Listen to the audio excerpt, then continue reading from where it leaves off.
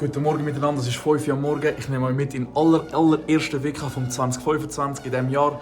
Es gibt neue Rekruten, es ist der erste Rekrutentag. Wieder ganz viele neue Gesichter im Militär. Und mal schauen, wie es wird. Ich nehme euch mit. Let's go! So, wir sind jetzt angekommen an der Kaserne. Es ist arschkalt, ich hoffe, die neuen Rekruten haben sich richtig gut angezogen. Meine Hände sind am Verfrieren. Wir sind jetzt eben gerade noch schnell am Auto am enteisen. Sagt man das so? Ich weiß es nicht. Wir sehen noch unsere wunderschöne Jumpy. Ja, also so kann man nicht fahren, oder? Ist Neff. So, wir sind jetzt hier in der Kaserne. Alle Rekruten sind jetzt angekommen.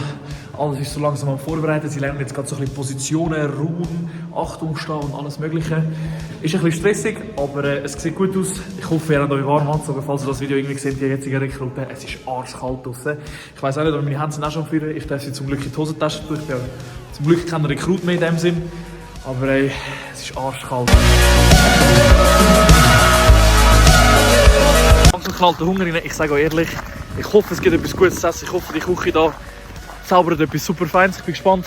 Ich nehme natürlich auch beim Essen mit und zeige euch, was es zu essen gibt. So, ich darf euch vorstellen, mein Bett für die nächsten 5 Tage. Ja, es ist ganz okay. Gerade draußen wird dann am Morgen der AV-Platz oder das AV stattfinden. Höre ich jeden Morgen schön die Schweizer Nationalhymne, oder? Freuen wir uns drauf. Ich mache mein Bett immer am Schluss. Also wirklich, egal was passiert, ich mache es immer am Schluss.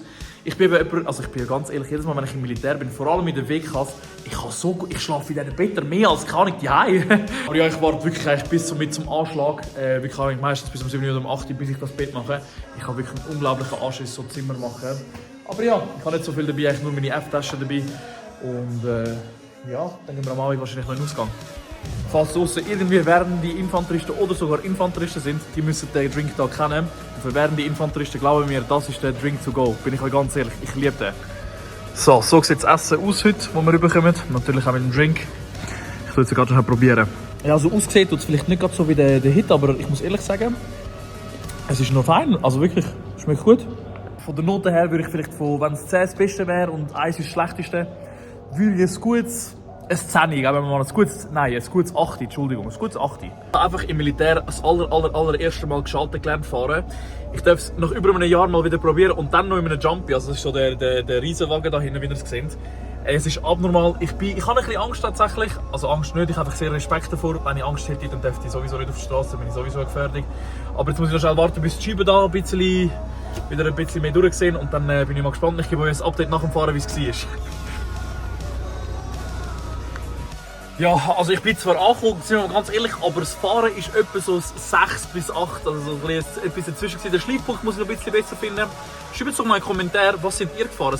Habt ihr Automat gelernt oder habt ihr geschaltet gelernt? Und wenn ihr beides könnt, was findet ihr besser? Schreibt es mal in den Kommentaren. Und lasst mich doch auch gerne noch wissen, wie ihr so einen Vlog findet, ob ich mehr solche Sachen aufnehmen soll, vor allem auch WK-mäßig oder einfach allgemein so ein bisschen Vlogs aufnehmen soll. Schreibt es mal in den Kommentaren, lasst mich noch. Eher grösserer Mensch, muss ich ehrlich sagen, ich habe nicht wirklich viel Platz in diesem Jumpy. Also so sieht es etwa aus, so muss ich steuern. Was schwierig ist vor allem das Lenken oder respektive das Schalten. Ich muss da mit meinem Bein da unten dann ziehen, während dem Fahren. Muss den Dingens da überhauen, da aufs Eis hineinziehen. Naja, also es ist ein bisschen eng, muss man sagen.